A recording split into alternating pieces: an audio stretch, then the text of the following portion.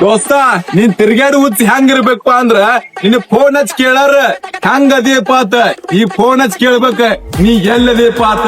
ಹಂಗ ತಿರ್ಗಾಡ್ಬೇಕ ಏನ ಹಂಗ ಬೆಂಕಿ